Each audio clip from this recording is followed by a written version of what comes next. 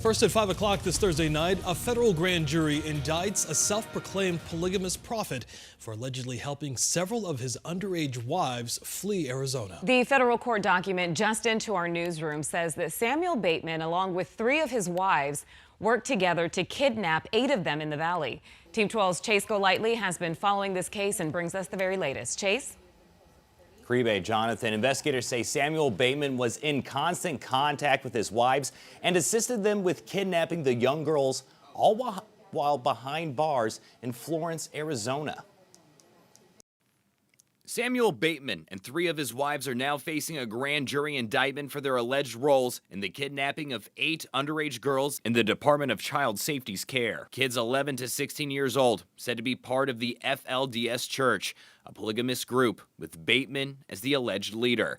They were taken into state custody after Bateman's Colorado City compound was raided back in September. Bateman was arrested. Originally, his 3 wives, 24-year-olds Naomi Beislein, Donna Barlow, and 19-year-old Moretta Johnson, were named as suspects. But investigators say they learned that Bateman was speaking with the women the entire time while at the Florence Correctional Facility. Authorities obtaining video calls showing Bateman talking with his wives and the missing girls numerous times. At one point, asking them if they were in Arizona, which they said they were not. Officials say the 3 wives were eventually caught with the 8 girls. On Thursday, Beislein and Barlow pleaded not guilty in federal court to the charges against them, including kidnapping.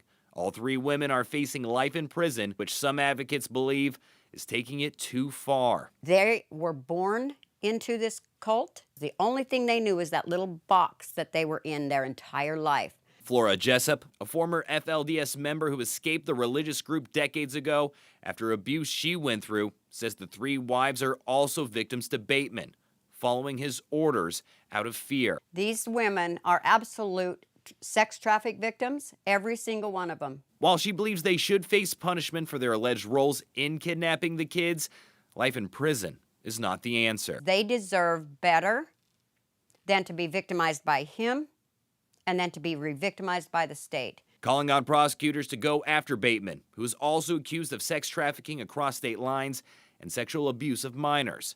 But those charges have not been filed at this time. Now, attorneys I spoke with say one reason why Bateman has not been charged with those other crimes could be that prosecutors are still trying to convince victims to come forward. But given how closed off they are to society and the loyalty they have, it may be difficult to accomplish that. We're live in the Alert Center. Chase Golightly, 12 News.